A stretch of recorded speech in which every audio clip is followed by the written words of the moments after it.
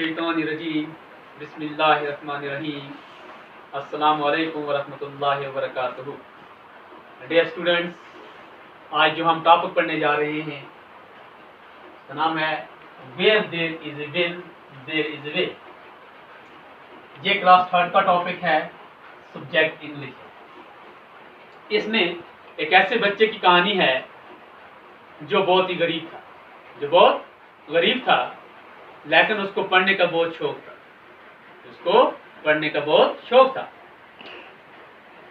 तो चलो हम देखते हैं किस तरह उसने अपनी पढ़ाई को जारी रखा और किस तरह उसने अपने कुंबे को सहारा दिया। आप सब अपनी अपनी बुक्स निकालें, अपने सामने रखें, हम पढ़ना शुरू करें।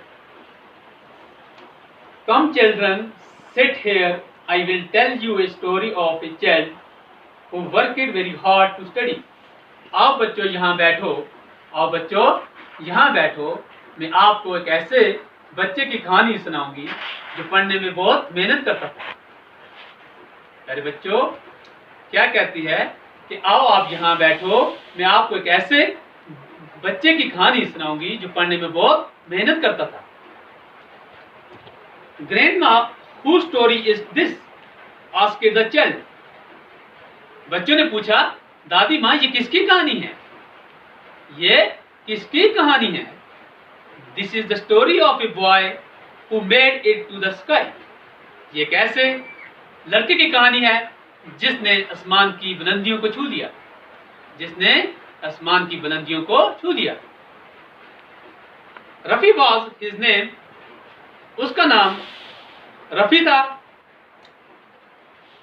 He came to our house as a helper, but left it like a victorious man. वो हमारे घर में एक नौकर बनकर आया था। जब वो हमारे घर से निकला तो वो एक फतायाब आदमी बनकर निकला, एक कामयाब आदमी बनकर निकला। Poor fellow needed some work.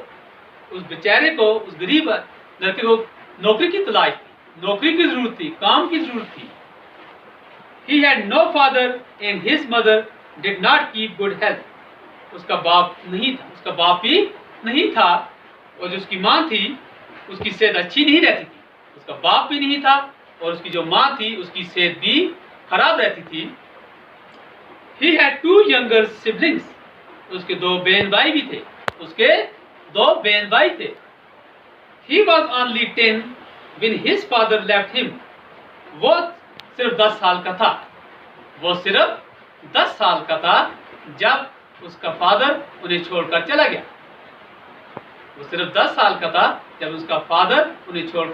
चला गया। Nothing to do and nothing to eat. उसके पास कुछ करने को नहीं था, उसके पास न कुछ करने को था न कुछ खाने को था। Rafi did not know which way to go. Rafi नहीं जानता था वो किधर जाए। अरे बच्चों, वो लड़का जो था वो नहीं जानता था वो किधर जाए। He wanted to study but fate had something else to offer him. वो पढ़ना चाहता था, लेकिन but fate had something else to offer him. लेकिन किस्मत ने उसे देने के लिए कुछ और ही रखा था, लेकिन उसकी किस्मत में कुछ और ही लिखा हुआ था।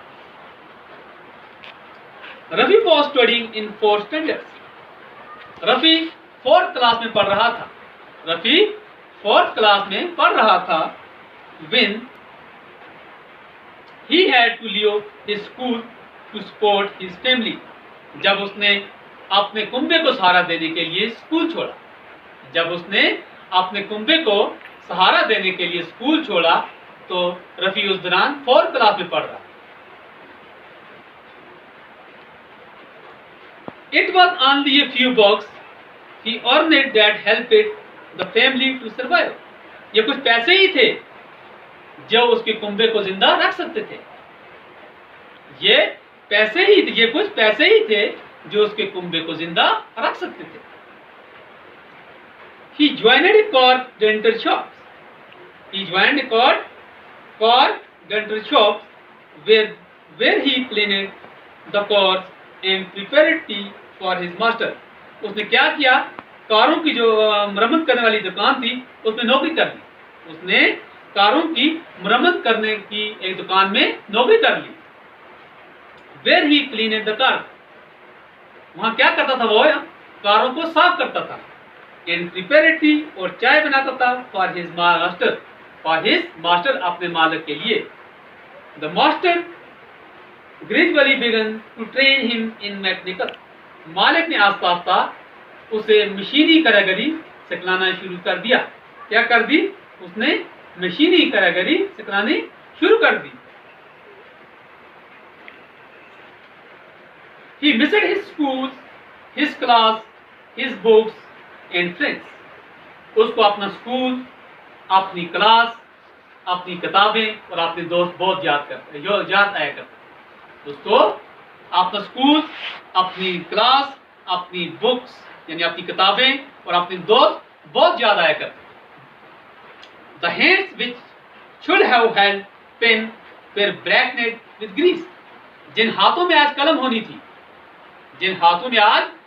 होनी थी, वो हाथ आज किससे भरे हुए हैं, किसके साथ, ग्रीस के साथ काले हुए हैं। किसके साथ, ग्रीस के साथ काले हुए रहते हैं। तो स्टूडेंट्स, आज के लिए इतना ही काफी है। कल इंशाल्लाह हम इसके आगे शुरू करेंगे, जिंदगी रही तो। जो इसमें न्यू वर्ड्स आए हैं वो मैंने बोर्ड के ऊपर लिखे हुए हैं, तो आप सब अपनी अपनी नोटबुक्स निकालें तो लिख लें। तो ये मैं आपको समझा देता हूँ। विक्टोरियस मीन्स हो गया फतेहयाब यानी कामयाब आदमी। सिबलिंग्स मीन्स भाई बहन। बॉक्स मीन्स रुपए। सर्वाइव जिंदा रहना या जिंदा बचना। ब्लैकनेट मीन्स काले हुए रहते थे, यानी उसके हाथ जो थे वो काले हुए रहते थे। किसके साथ, ग्रीस के साथ। मैगर नाकाफी यानी बहुत थोड़ा। इनकरेज हौसला अफजाई करना। तो आज के लिए इतना ही काफी है। खुदा हाफिज़।